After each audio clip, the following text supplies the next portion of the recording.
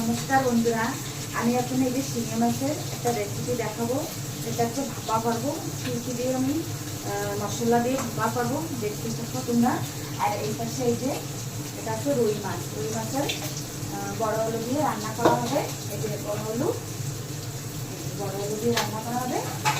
এবার আমি দেখাবো কি দিয়ে রান্না করবো।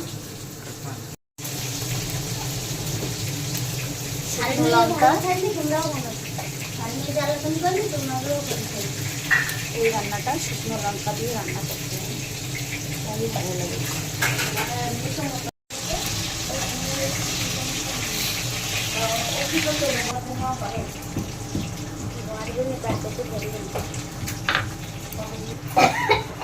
প্রথমে শুকনো লঙ্কার বাটা,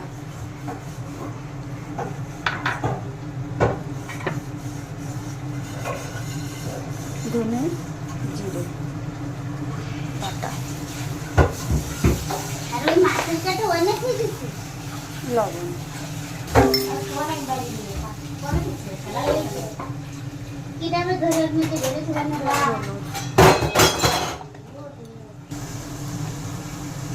একটু কাঁচা তেল,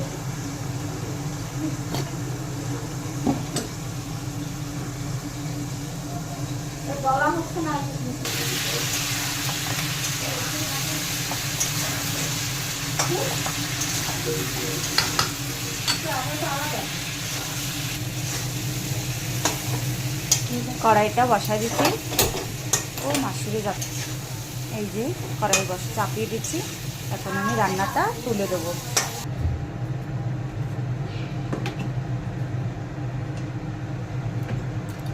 তেল দিয়ে দিলাম, অল্প করে তেল, জিরে দিয়ে দিলাম,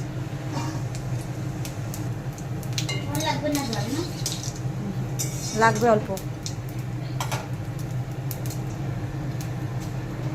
মাছটা দিয়ে দিলাম,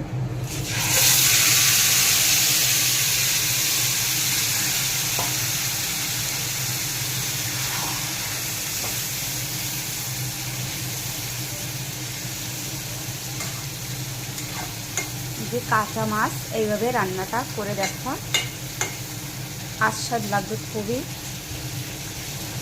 খেতে।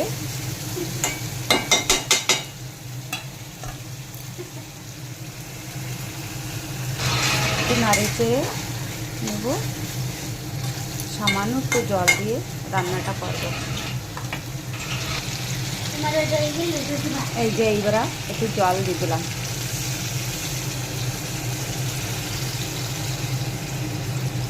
জলটা না দিলেও পারো, কেননা আমাদের বাড়ি অনেক লোকজন, তার জন্য একটু ঝোল ঝোল রান্নাটা করব। তোমরা চাইলে একটু গামা গামাও রান্না করতে পারো। 10 মিনিট ঢাকা দিয়ে রান্নাটা করে নেব। এই যে আমার রান্না হয়ে গেল। এবার আমি দেখো তরকারিটা আমার রান্না হয়ে গেছে, এবার আমি নামাই নেব। ওই পাশে মাসিও বড় আলু দিয়ে রান্না প্রায় হয়ে গেছে, মাছ দিয়ে দিচ্ছে। এই যে দেখো তরকারিটা হয়ে গেছে, এবার মাসিও নামাই দেবে, আমারও হয়ে গেল। আমারটা তো হয়েই গেছে। এই যে আমার শিঙে মাছের ঝোল হয়ে গেল। এই পাশে যে বড় আলু দিয়ে রুই মাছ দিয়ে রান্না, এটাও হয়ে গেল।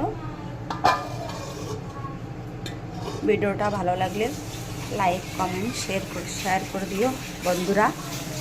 ভালো থেকো, সুস্থ থেকো।